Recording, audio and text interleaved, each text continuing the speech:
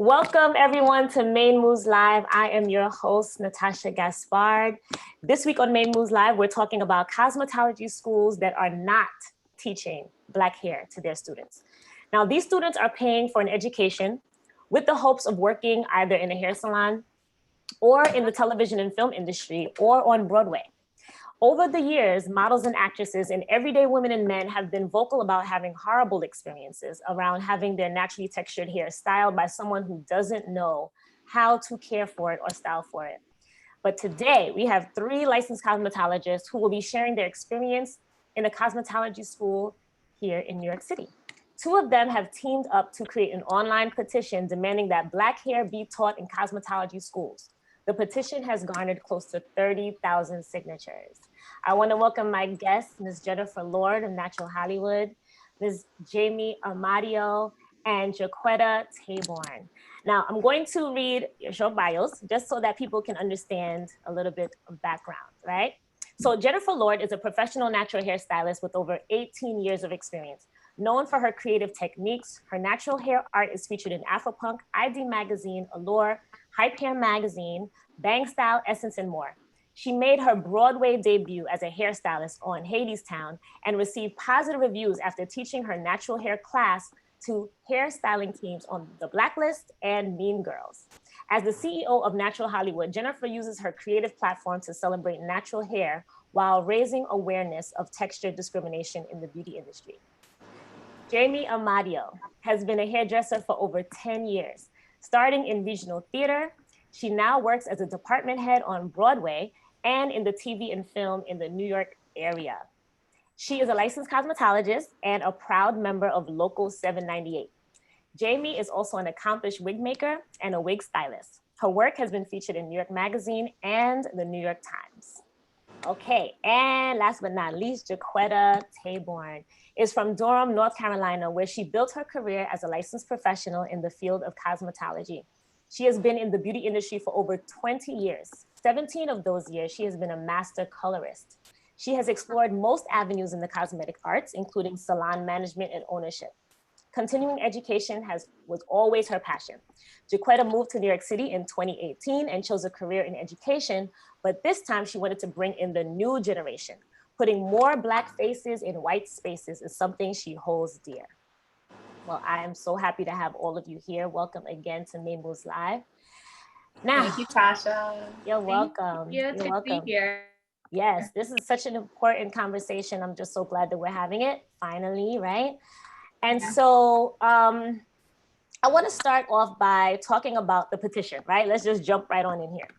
So the title of the petition is called Teach Black Hair in Cosmetology Schools, right? Now, for those who don't know, or those who may be confused, right? How do you define Black hair? Let's start with you, Jennifer. Okay. Define Black hair as hair on people with African descent. Okay. And I want to be clear that we're speaking directly about Black hair because there's texture in all races, but the hair texture that's discriminated against are the textures on Black people. Okay. All right. So that is clear. Because I've been seeing some things and people are talking about Black as the hair color, hair is not red, whatever. Right. Okay. So now everybody's on the same page. Okay. We can start. We can get it.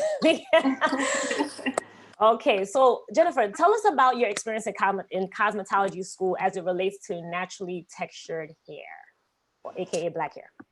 Okay, so I had 2 experiences. One was in the cosmetology school that I went to in Baltimore, Maryland. After I graduated from Morgan State University, I enrolled. In Baltimore, you're required to do a total of 1,200 hours. I was at 1,100 plus hours, and I created a petition for the students, the all Black body school of students, to sign a petition where we would be allowed to use Black mannequins with textured hair. Because again, it was all Black students, and we were working on white mannequins with straight hair, and we were doing a press and curl and relaxers on those hair, on the straight hair mannequin. And I also felt like it was a disconnect because why should we be working on dolls that don't look like us? And so in starting that petition, the day after that, I was asked to come into the financial aid office. They didn't give me any options or time. What they did was say that they wanted me to pay a several $100 fee because I had missed out on some days And, you know, that happens sometimes if you miss out on days in cosmetology school, they can hold you accountable for a certain amount of hours, even though you have financial aid. And so they asked me for the money like immediately. I had no time. They weren't willing to work out a plan for me. So I took this very personally, like this is a direct result of my petition because I was shaking up the table. So that was almost 20 years ago. Fast forward, I went to cosmetology school at Arroyo in Tribeca, and it's 2019. So I'm just expecting things to be different, but it's not. It's unfortunately pretty much the same. There is a chapter that's dedicated to textured hair, and it specifically was skipped over. And it was something that I kind of found out accidentally while I was being educated. And I was hurt by that. And I was processing that and just feeling like, wow, this is still an issue. Working with textured hair is still like something that isn't respected or included in the educational system. So that's part of the reason why we decided to go ahead and do another petition in 2020. Okay. Wow. So I forgot you told me about this story, about this. I didn't know you did this, your second petition.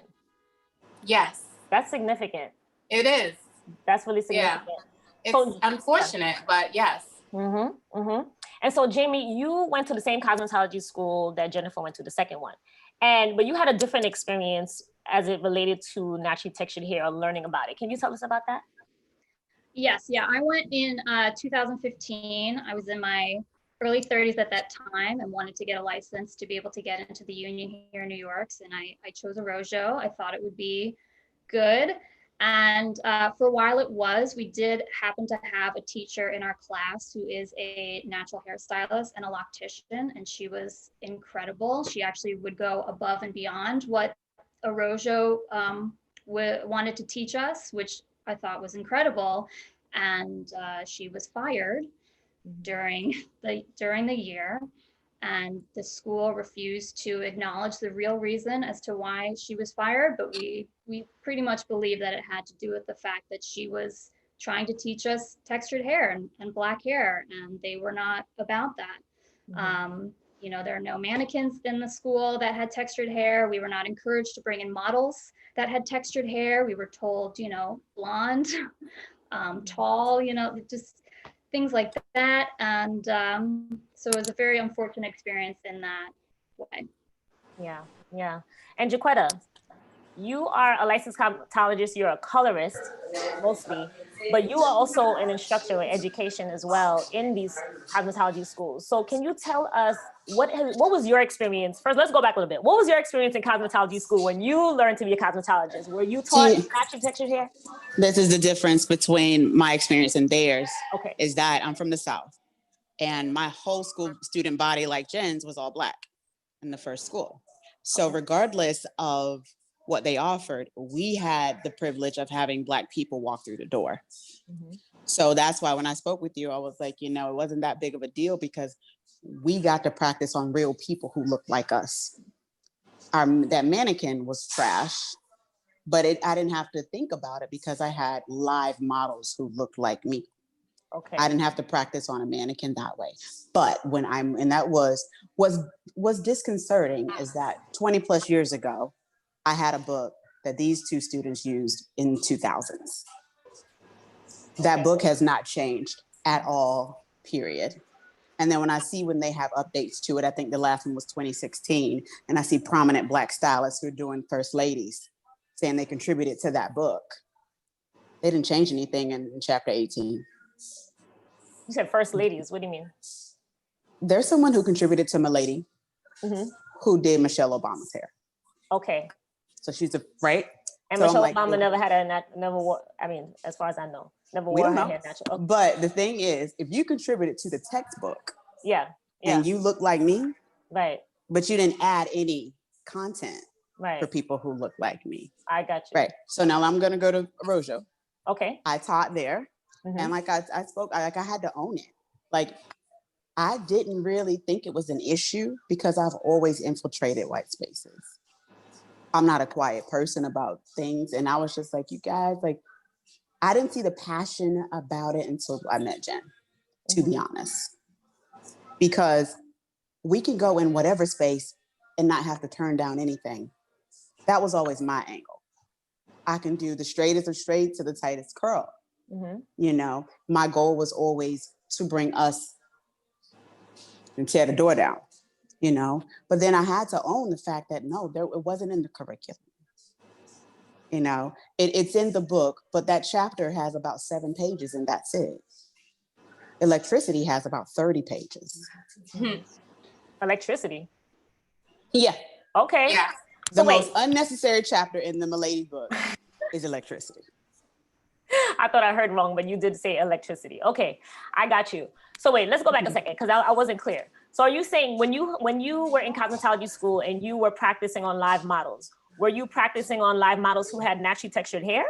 All textures of Black people. They were all Black. Texture. Okay. Okay. So that's that's the different for me. So it wasn't even a conversation because I wasn't disenfranchised that way because I had people walking in the door paying me and the school to do what I needed to do to get out of school. Okay. I didn't really see it in my face until I moved to New York.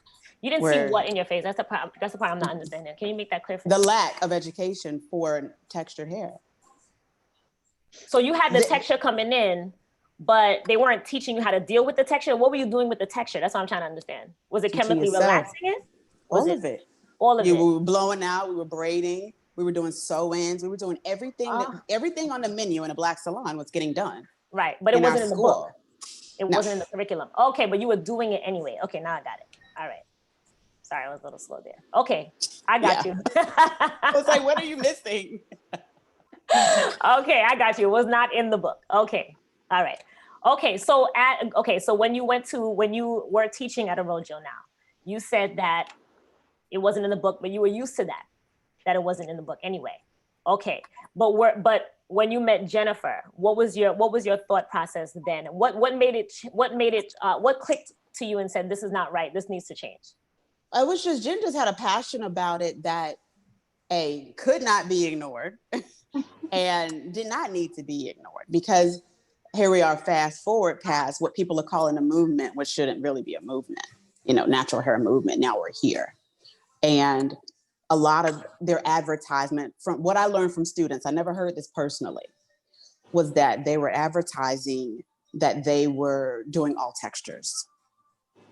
And that's why a lot of those students who were not white were choosing that school, because they thought they were getting the best of both worlds. And a lot of the teachers were Black in both sides. So you would assume that. But as a professional, again, it wasn't my aesthetic because I was a colorist. And in the South, people were still relaxing hair, still today. So you would have to choose, did you want color or relaxer? So a lot of my clients, either never needed a relaxer, you know what I mean? So again, it just wasn't my aesthetic. So when I got there, I had to own it. I was like, wait a minute. I'm the only voice they're gonna have because no one else is saying anything. So in the meetings, I would have to say, are you guys advertising this? Because I need you to stop doing that. And what was the response? That it was said in an orientation once. Okay. It wasn't like in marketing, but it was being said in orientation. Okay. And I said, it's a disservice. Because when I got there, then they ordered relaxers. I said, well, what did you order that for? Because I walked in the door. I asked that question. Oh, no. We were already going to do it. We never opened that tub of relaxer. And I was there over a year. Okay. My goodness. All right. That was a lot. Okay. So let me ask you a question now. Jennifer and Jamie, when you went to cosmetology school, when you were thinking, I want to go to school to do hair, let me back up. What made you want to go to cosmetology school in the first place? What was that thing that made you say, I want to do hair? Jennifer, you can start. I was always a hairstylist. It was a hobby for me. So I was like, Barbie was my first client. And then I was trying to do stuff in daycare, like really passionate, loving hair. And so I was interested in... I'm sorry, Jacquetta, can you mute your mic real quick? Okay. I was interested in becoming a hairstylist after I graduated from college, became a teacher, got laid off. And during the time as a high school teacher, I had like a modeling group of girls, and I got to do a showcase with them, and I really enjoyed it. And I kind of made the connection, like, I need to be in the beauty industry. So I went to cosmetology school in Maryland to connect with what I loved and do it the legitimate way, even though I wasn't really sure, because I knew I didn't really love the salon environment, but I wanted to do it, you know, the legitimate way and get a license. So that was the initial reason why I went. But because I got kicked out, that really put a bad taste in my mouth, especially because at the time, unlike Jacquetta, who went to a school with all black body school where they were doing all hair types, I went to an all black body school where the only thing that they did was relaxers and weaves. So there wasn't a celebration of texture. I was the only person with texture. And another girl had locks. But we were the exceptions. The entire body of students, they all wore straight hair. So it was a different conversation. It was going to cosmetology school and trying to also celebrate your natural hair texture was what was going on. I was already natural, so I had already embraced it, but communicating that with the other students, they were still resisting. This is back in 2002. So everybody wasn't going natural at that point. This is before Facebook and YouTube and all these other things. Mm-hmm. So fast forward to 2019, why I decided to go back. I had a really beautiful, lucrative career as a natural hair care stylist without having my license, not discrediting the value of a license, but I was able to hustle and make it. However, what happened with me was that I wanted to get into film, theater, and television. I saw, you know, Black Panther, and I was like, why am I not doing those Bantu knots? I need to be there. And I've been communicating with some of the actresses and models that were coming in to get their hairstyles at the salons I worked at, including my own. And they were saying, yo, Jen, you got to get into the union. You know, we really need you there. They were giving me all these horror stories about what was happening with them and how they were being discriminated against and how comments were being made, negative comments about their hair. And they were saying they don't know how to do our hair type, you know. Some of them were coming to me and I was getting paid by the production company because there was no one on site or on set that could actually handle their hair, or they didn't trust them with their hair, etc. So I knew I wanted to get into the union, and in order to do that, at the time I read you had to have a cosmetology license. You couldn't have a barber license or a natural hair care license. It has to be a cosmetology license. That's literally why I decided to go back to school, was so that I could get into the union. And here we are. And here we are. Okay. Did you expect, when you first went to school in Baltimore, were you expecting that natural hair was going to be taught in that school? No.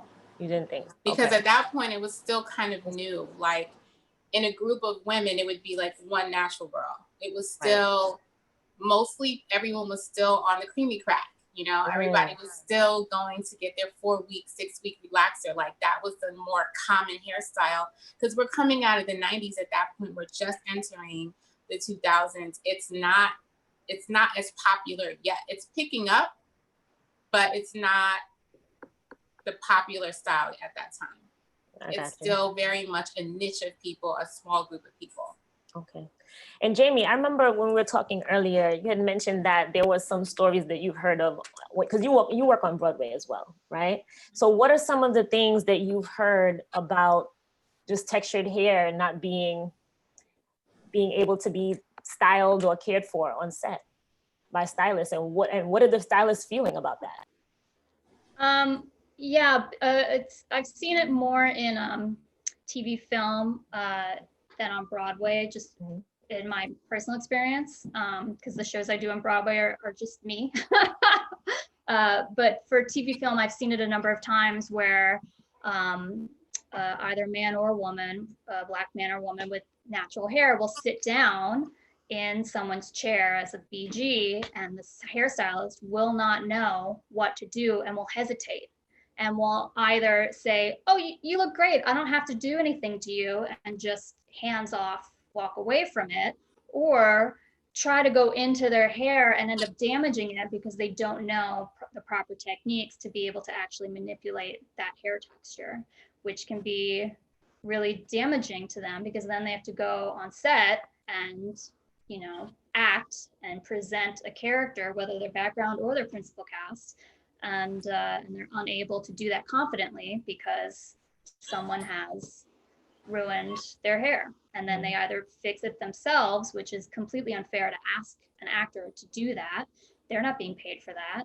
The hairstylist is being paid for that. And the hairstylist should know how to work with all hair textures. But the problem is it's not being taught at even the most basic of levels in the cosmetology school. So in order to get that knowledge, the stylist has to pay additional money outside of the enormous amount of money you already had to pay to go to the cosmetology school just to learn how to detangle or shampoo or blow out, braid, literally anything, because it's not talked about in any way, shape, or form. Okay. And therefore, hence you and Jennifer teamed up to create this online petition, right? Tell us, how did that even come about? So I feel like there is definitely a movement happening. I know that my classmates and I, our class is number 69. We discussed doing a petition for many reasons, because of our experience at erasure. You know, that was definitely an issue for me. Just the fact that the Milady Standard book described our hair as the least versatile. That's what it said in the book? It says in the book, the least versatile. It also says that it's excessively curly. That's how they describe it in the book. So I was like, well, where's this term excessively straight? So we were already talking about doing a petition, and you know how it is. You talk about doing something and then you don't have time. But then COVID happens and we got time, along with the unfortunate deaths of the people who were slain, which, you know, we've been experiencing this all our life. However, we were literally all sitting at home watching these horrors, and it just felt like the time to speak up about things. I was definitely inspired by a petition that I saw. There was a woman who was doing it specifically in Cali, and I was really inspired by it. I posted it and I got a lot of responses. All these people in cosmetology schools were speaking up about their experience being similar to mine and what they went through, and how it just reaffirmed that this is an issue. And I thought, we don't need to just have this in California, we need to have this in the entire country. So Jamie was one of those people that was communicating with me about her experience. And what we had in common was that we were both styling in Broadway. We both aspired to work in film and television, and she already is. And in addition to that, we both went to erasure. So we both had that commonality there. And we decided to work together to put together this petition. And we posted it, and it was just like an overwhelming response. There were so many stories, so many people, so many testimonies. I'm really glad that we did it. And it wasn't, we didn't think about it too much. We just did it. We just communicated a few DMs and we started doing it. And then it happened, and here we are. We're almost at 30K signatures. That's huge, because there's a few petitions online about teaching natural hair in cosmetology schools. But yours is the biggest that I've seen, So congratulations on that. Thank you for putting that together. Jamie, what are you hoping to come out of that, out of this movement that you two started? I mean, first and foremost, to change the education in the schools, to make it a priority to teach natural hair care in cosmetology schools. Part of the problem of that is that the state board tests, the exams, both the written and the practical, you don't need to touch black hair at all in cosmetology school in order to obtain a cosmetology license. There's maybe 2 questions on the written exam about textured hair, and it has to do with, as Jennifer said, the lack of versatility. There are no real techniques on the practical exam that you need to know how to do on textured hair, because it's all done on a straight-haired mannequin. And so I would love to see the test change in an ideal world, the test from the 50s that hasn't changed since then.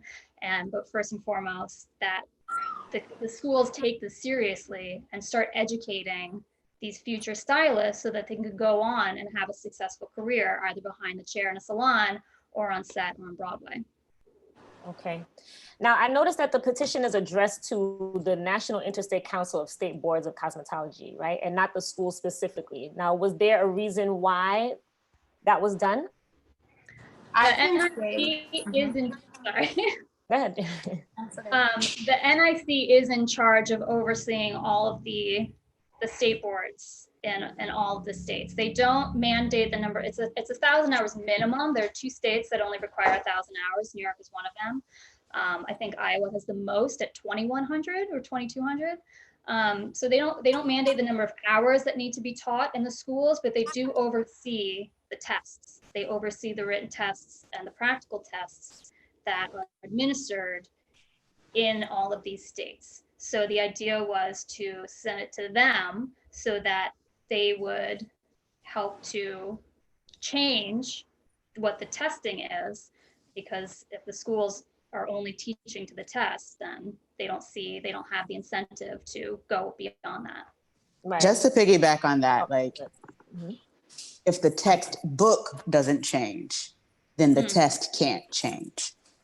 So you can't change the test without changing the textbook. That's the issue. The textbook is outdated. Okay.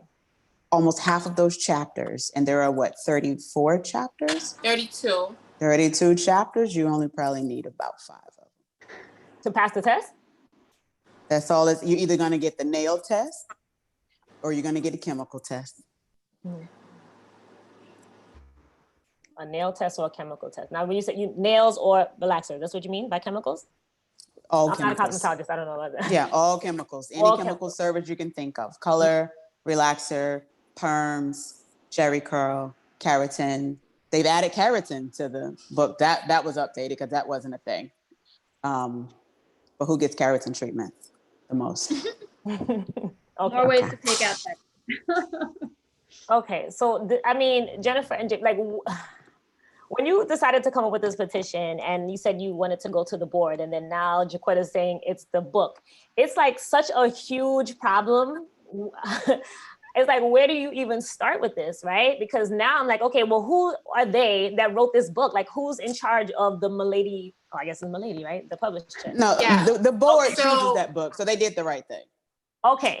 Yeah, so Mhm. we are addressing multiple communities and organizations and institutions with regards to this issue, because while we are targeting the NIC, we are also working with Diane C. Bailey to address the cosmetology schools directly.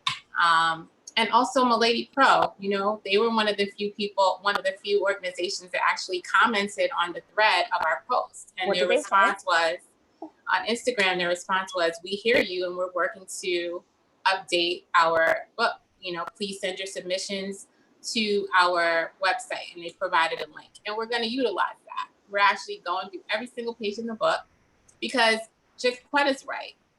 There's 30 something pages in electricity, and then there's hardly anything on textured hair, which has 7 pages. At the same time, having chapter 18 is one thing, skipping over it is another thing, but then what about the other chapters that describe our hair using a hierarchy system? Mm-hmm. Every time they talk about textured hair, we're the last to be mentioned. And we're always being, the words and the verbiage is used to alter our hair. You know, they say chemical relaxers are highly suggested for this hair type. Why? Why are you suggesting that I straighten and alter my hair? So there's still the narrative that natural hair is bad, that black hair is bad, that black hair is unappealing, that black hair needs to be tamed, that it's too frizzy, that it's too everything wrong. And I wanted to add to that when you asked us, why did we decide to start this petition?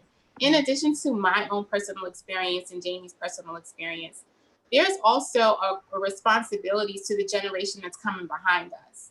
And I know as a Black person what it feels like to be left out of the narrative, or to be treated as if I'm invisible and my existence is not worthy of being discussed or being taught. And I imagine at 18, 19 years old, those students who are coming in to cosmetology school to get into the beauty industry and have a lucrative career, if there are Black young girls and boys coming in and they see that their chapter or their existence is being denied, what does that say to them psychologically about who they are? It's basically saying the only hair that's worthy of being discussed, styled, the only beauty that's being represented and is valuable is white beauty.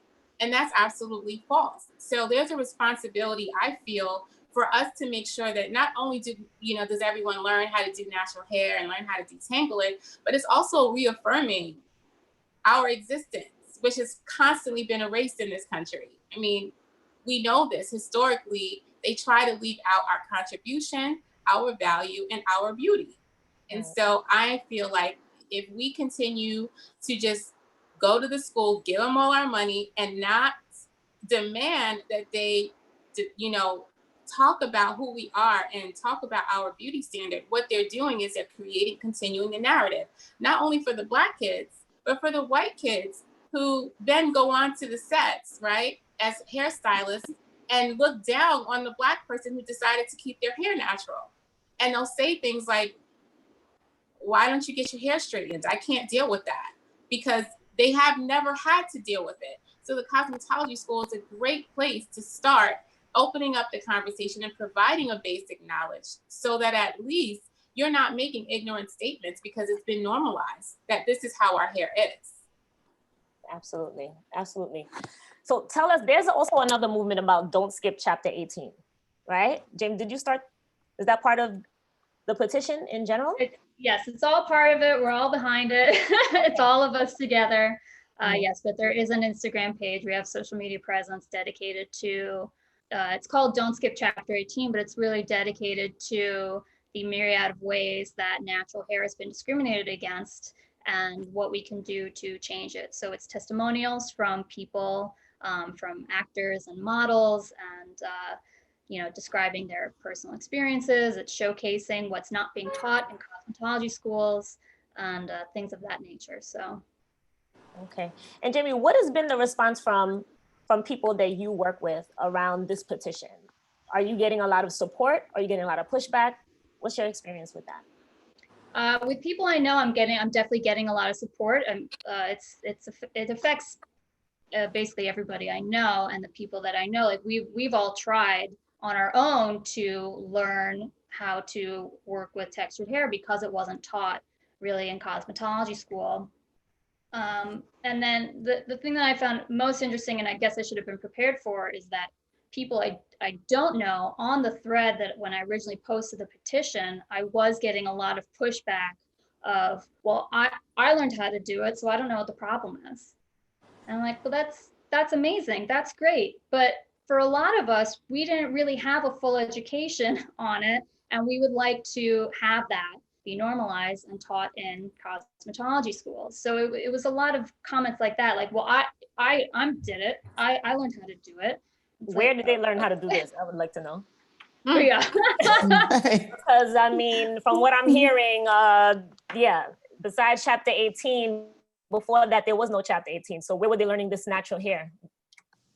Right. I mean, one of the ladies who said, I learned about Black hair in cosmetology school, I went in deep and I said, well, what did you learn? And she said, I learned how to do relaxers, I learned how to do press and curls, and I was like, full stop. That's not Black hair.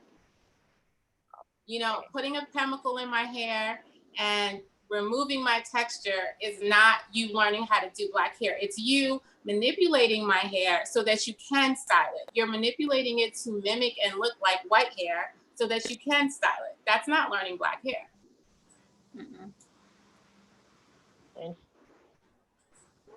Learn how to do Black hair. And that's why I started the conversation by talking about what is Black hair. Can you see me? Okay, yeah. Because I mean, this is the time that we are in this country, we are having a lot of uncomfortable conversations, right? For Black people, we've been having these conversations all the time, right? But now we're having these conversations in public, on the news, everywhere. And I just wanted to have this conversation because I feel like on the surface, I guess people can think, what's the big deal? I mean, we're talking about hair. I get that all the time. But if you think about it, like this is really a big deal. Mm-hmm. A whole swath of texture, a whole swath of people have been dismissed, have been erased, have not even been seen as important enough to be included. Because when we talk about cosmetology in the hair, because cosmetology covers a range of things, right? Nails and skin and things. But when we talk specifically about hair, hair is hair. You know what I'm saying? It grows out of our heads. We go to the salon to get it done. And we didn't even talk about salons, really. We're talking the industry, the entertainment industry. Well, even in hair salons, right? And you're in the school that you went to was part of a salon chain, right? So they probably had some type of what do you call it? Interest in bringing up, you know, people to work in their salon. But then again, who's going to their salon? If I walked in with this, I mean, would I be turned away? I don't know. What what is that like? You what wouldn't do you think? be turned away. You wouldn't be turned away. Two things are going to happen. They're going to give you to the Black girl, or the woman that the person that they feel can handle your hair, or they're going to intentionally not give you to the person to kind of prove that we teach it. That definitely happened to one of the students. Where okay, you're talking about if I came in to be serviced by the students learning at the school, right? Right. Okay. They're not marketing to the natural hair or Black demographic, period, when it comes to their salon chain. They're very specific about who they want in their chair. They're not marketing to that group. But they do have a policy. Anyone can call up and make an appointment.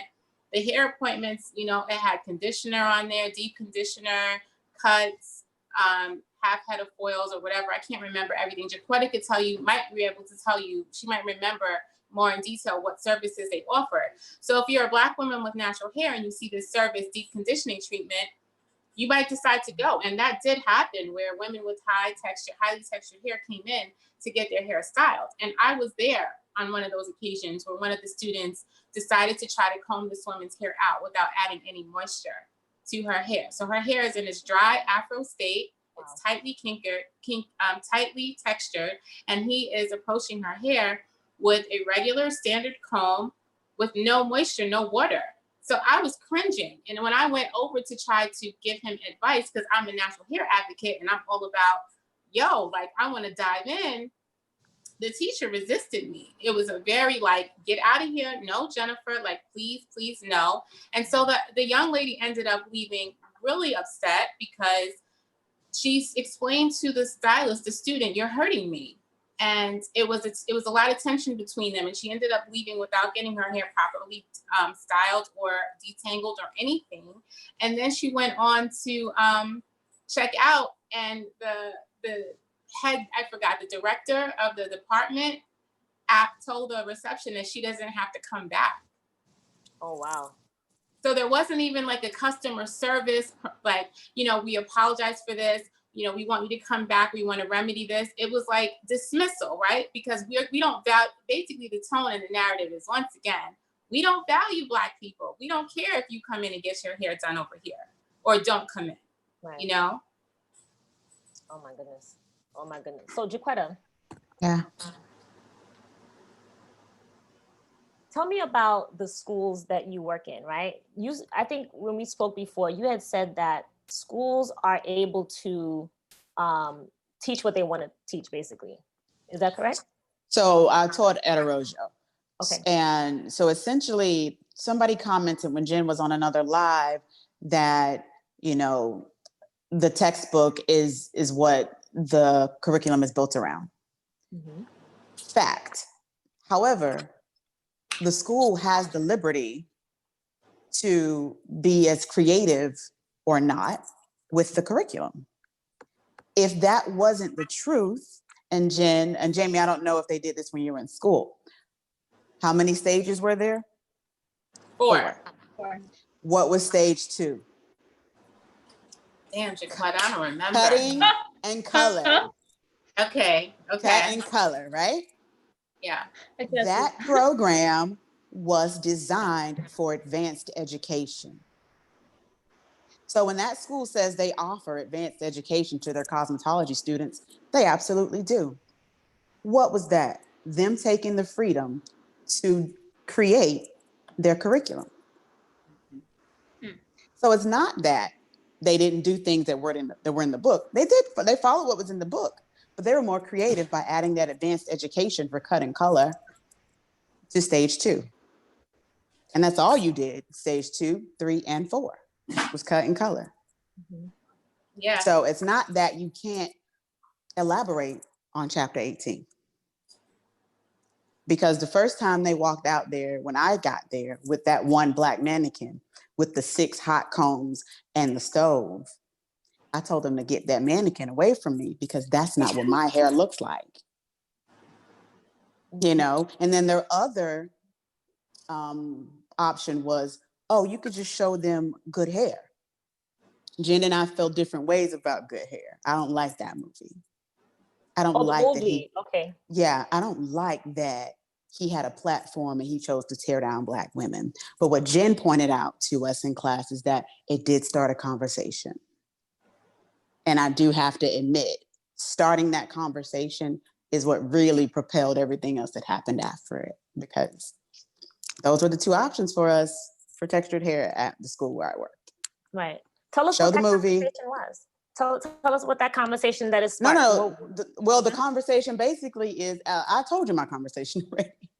It was basically, you know, why are you saying this? Because to me, just being logical, I'm not going to think I live in Brooklyn and I'm going to go to Tribeca to this English man's school and they're going to teach me natural hair. That's just how my mind works, because I know what's in that book. And we're not in that book. There's only 2.5 pages about men, but we're talking about us right now. As if men don't come to cosmetologists to get their hair done. You know? So they leave out a whole demographic in several conversations. But I did have to ask, like, what are we offering? Oh, we just don't do that here. You know, there wasn't anything to offer. And it's not like there wasn't a little wiggle room. So then they were like, oh, you can bring in braiding hair, or you can bring in, school costs $20,000, you bring it in. No, because if you do it, you get fired. That's what happened to my teacher. She was there with us for 3 months, and she was teaching us how to start locks and how to do feed and extensions, like things that weren't really a part of the curriculum. And then she was fired, and we were told because she brought coffee into the classroom. She wasn't respecting the rules in that way. How much coffee was in the classroom, Jen? Every day. Like, all day. That's actually Every day. the All white day. people bring coffee into the classroom. They're not being fired. Oh my God. And in addition to that, you made a really good point. You were talking about the teacher that got fired. We had a teacher that was teaching us braid styles as well, and she got fired too. No. What? Yes. They don't want to do it. We had a teacher who was teaching us braid styles, and she was fired. We were devastated because that was the only teacher that was giving us something that had to do with Black aesthetic. She was a Latina. Shout out to you, my girl. You know. And the fact that, like I said, when Jamie and I talked, we had so many stories that prove that it's not just us going through this, it's the entire institution itself. And as far as thinking about, okay, see, I'm a very proud Black woman. So anytime I go anywhere, I expect you to know that and act accordingly. When you don't, I am appalled and surprised. I'm like, what? Because why wouldn't you talk about my fabulous hair? Like, it's 2020, it's 2019. I'm not thinking that this advanced school program that promotes themselves as being, you know, developing our career, not just as stylists, but also encouraging us in other areas of the beauty industry. That was another issue.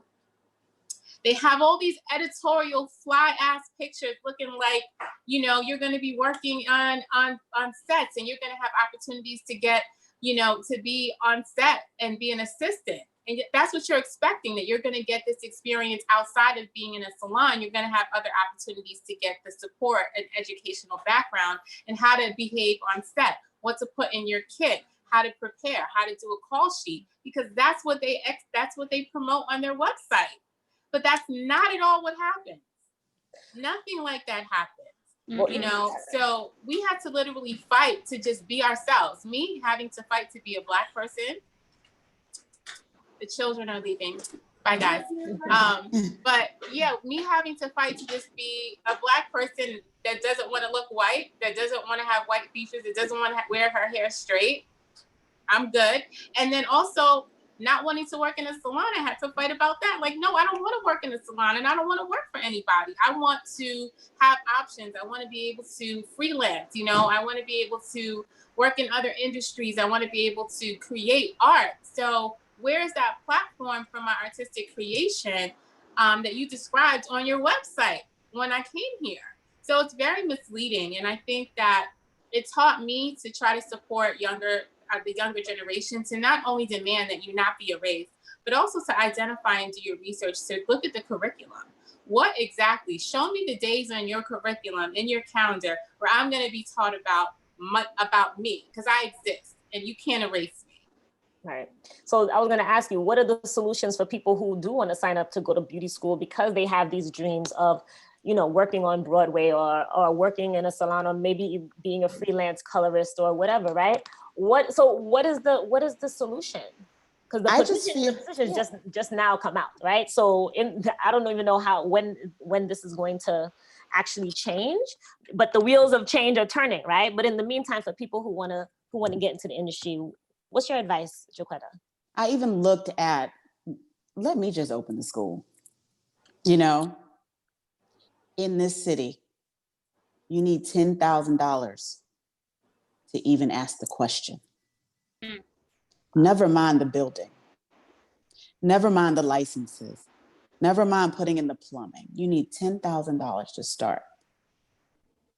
And so someone told me, and they're an attorney and they work in the cosmetology school education industry. Mm-hmm. She was like, it's not worth it because it's a money pit. You don't make money opening a school. I said, but here's the thing, because one day, and Jen, and I don't know if you were in there that day, but one Latino guy asked the owner of the school, you market to my demographic. When you look into this to come to your school, you market to Afro-Latino Black people. You come to our neighborhoods, you go to our schools. However you're finding us, you're marketing to us. When do you plan to add us to this education? His answer to them was, we're not looking at that right now. I remember that. We're not looking at that right now? Yes, I remember that. Yeah. So they're not going to do it for us. And I don't feel like it should be a whole other license. I don't believe in the natural hair license, not because I feel like they shouldn't be licensing what we're born to do. I was born like this. I always say I went to cosmetology school to get a license, not to learn anything, because they weren't teaching me anything. Jen went to get a license because they really couldn't teach her much. You know what I'm saying? It was an avenue because they were promising the platform she wanted to work on and didn't deliver. Some of us go get a license, some of us go to learn. Jamie, it seemed like you went to learn, that's what it should be about. But when you're used to being left out, let me go get this piece of paper because the society says, and that's why we went to college, you know? Mm-hmm. Society, I'm an amazing educator without a piece of paper on any topic. But society says I need that piece of paper. Society said we needed the license to work in the salon. But why do you need a separate natural hair license to do that? Why does this one license encompass all of that? It's hair that grows out of your scalp. Mm-hmm. Full stop. I'd like to respond to that. Okay, go ahead. And then Jamie, I want to ask why you were shaking your head, but go ahead. Oh, yeah. So I feel like the reason why I feel like the natural hair care license exists because there's a whole nother world of natural hair education that I do not expect to get in a cosmetology school. The hairstyles that we can do as natural hairstylists, the spectrum is so wide. Right. And that goes back to their statement in the book that our hair is the least versatile. It's hilarious. Like our hair literally is the most versatile hair type. It is the most amazing platform for hair art because our hair actually holds stuff, right? So whereas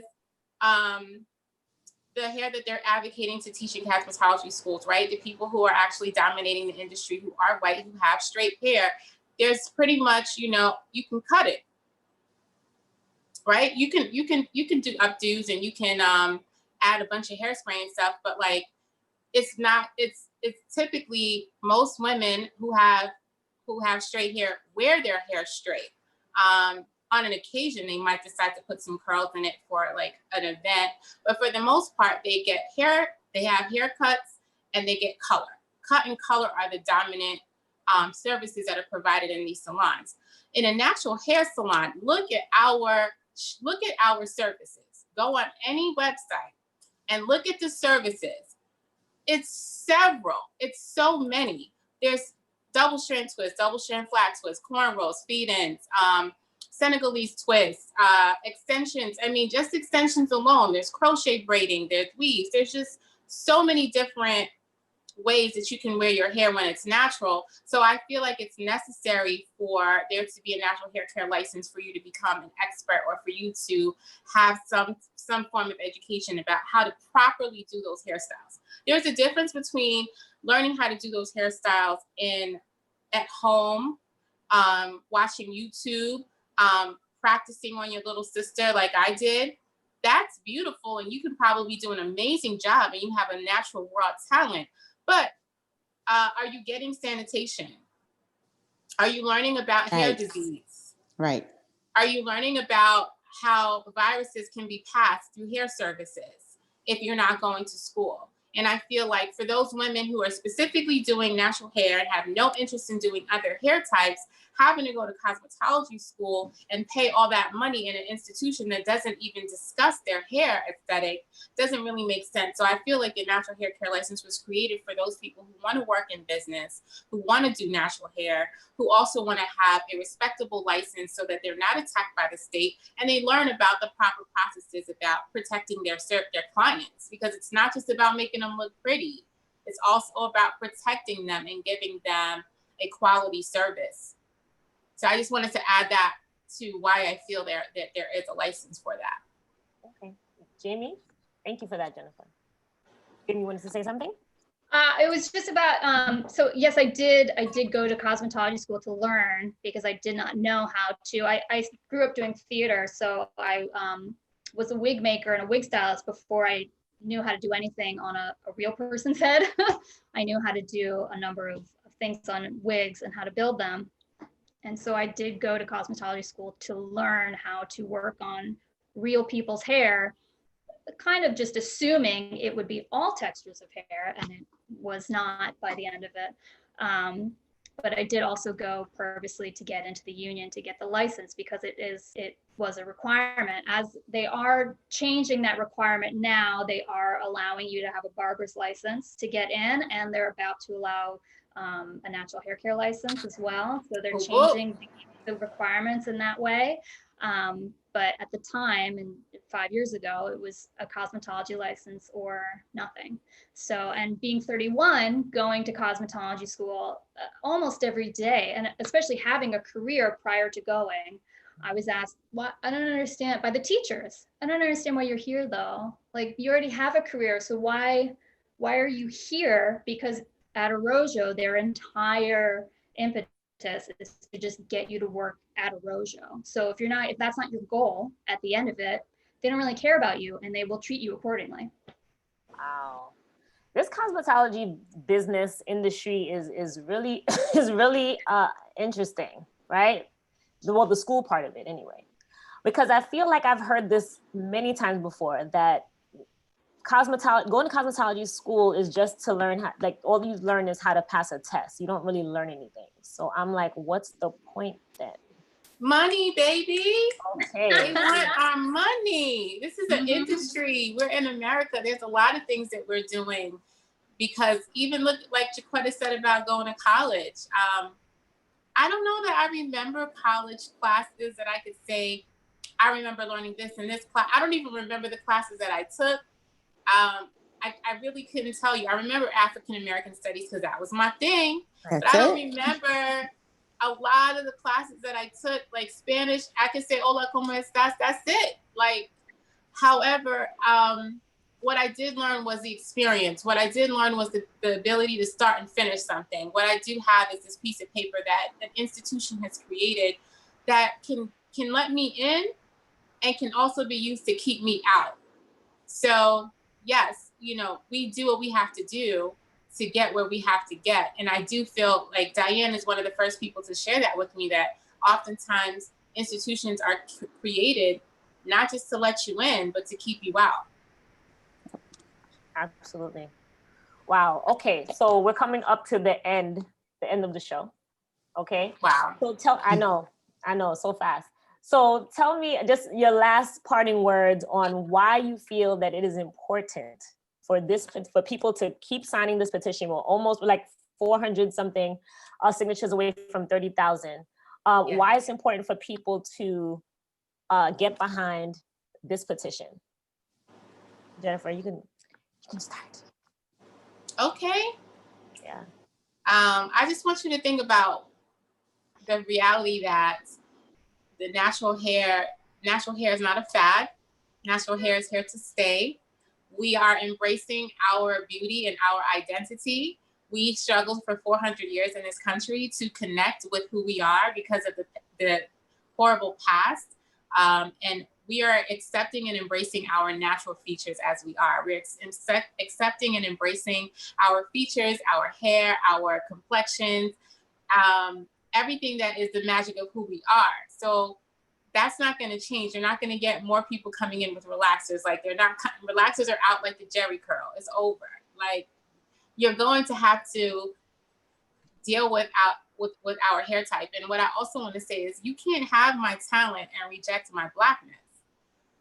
I'm not going to come and perform for you and dance and act and give you all this amazing magic that I have, and then turn around and you try to say, well, you know, I love everything about that, but can you do something with your hair? No, all of it is all coming. So support the petition and sign it, because that is what it is. We exist, we are beautiful, and this is how our hair grows. And I'm not apologizing for it. We're not apologizing for it. It's just time for everyone to accept that you have to learn how amazing and complex my hair is. I'm glad you said that, but I know I said I was going to wrap it up. I had a question about that, right? Because Black hair is not just hair, right? So if they're teaching that, how is culture and history being added to that? Or is it? Or will it ever? It has to be. Okay. It's the only way for it to be taught. We're not coming in there saying, and I've spoken to Jamie about this at length, we're not saying, hey, teach me how to do a double strand, because I have a lot of people approach me like, I want to learn, Jen, teach me. And it's like, where's the theory component? You need to learn about what my hair means and how it has there's a huge cultural component. I think that's the actual part of the education that needs to be infiltrated or needs to be added, more than the actual technique, because you can go get more technique by taking other classes. You can go get more technique by getting a natural hair care license if you choose to. But you need to understand that it's a privilege. It's a privilege for you to be able to do my hair, because I had to fight for 400 years to embrace my hair. Mm. So it's not as simple as I just want to learn how to detangle. No, it's about, wow, you are embracing who you are. And now I have the privilege of understanding this unique beauty that has been erased forever. I just want people to understand this is a history lesson. So we're not just saying, hey, I want to do this braid. Can you teach me how to do this feed in? No, you need to learn about the background, the history, and the culture of who we are. Okay. Yeah. Jamie? I really just want to make sure that we are empowering the next generation of hairstylists, and we need to be able to show them and to take away, because I feel like there's been a culture of fear around textured hair because we're not taught it in the schools. So when they come across it in real life afterwards, it's I don't know what to do with this, and so it's a hands-off approach. So I really would want this change so that we can empower people coming up in the industry, so that they have the knowledge, they have the education, they have the history, the reasons behind why hair is styled the way that it is, so that they can really learn how to treat Black hair with dignity and respect. Right. And also the history of why it's been left out of the cosmetology curriculum in the first place. I think that's important for them to put that in there too, and to acknowledge. Because if we're not acknowledging anything, we're just brushing over it and acting like it's not a problem. It wasn't a problem, right? Right. Yeah, exactly. Yes. Jacquetta, any last words from you? No, it's just like, getting rid of the monuments, and people, just tear the monument down or leave it up. Well, if you're going to leave it up, tell the whole story. Talk about how that was a rapist. Talk about what they did to Black people. Talk about why they need to take it down. Talk about why they need to change this book. If you don't change this book, nothing's going to change in the school building. They have to add it to the book. And I wasn't saying, just to be clear, Jen, I wasn't saying that natural hair license solely is unnecessary. I think the teaching is necessary, but we don't want to separate. I think that is an advanced, like that's a privilege to learn if you, like you were saying, like we pretty much said the same thing, like not get rid of it completely, but add portion of that to the school too, and then make sure that people are capitalizing and optimizing. And I mean, getting paid to teach natural hair and get a license for it. Because to me, it's too much. We give away too much. We're too forgiving as a people anyway. So just make sure you capitalize off of it. That's all I was saying.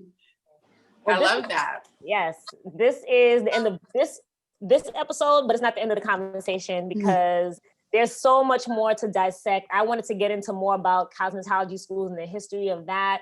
I also wanted to get into natural hair care licensing and licensing in general, but we will continue this conversation another time on another episode for sure. I would love to have you ladies back. And I know there are a lot of other voices in the conversation that we need to bring into. So I want to thank you to our guests, Jennifer Lord, Jamie Amadio, and Jacquetta Taybourne for joining us on another episode of Live. And sign the petition. You can find it on the Main Moves Instagram link, okay, in the bio. All right. Thank you, everyone. I had a wonderful time. Thank you for really letting us understand. Thank you. This issue. Thank you. Okay, then. Thank you, Take Tasha. care. Bye, guys. Bye. Bye-bye.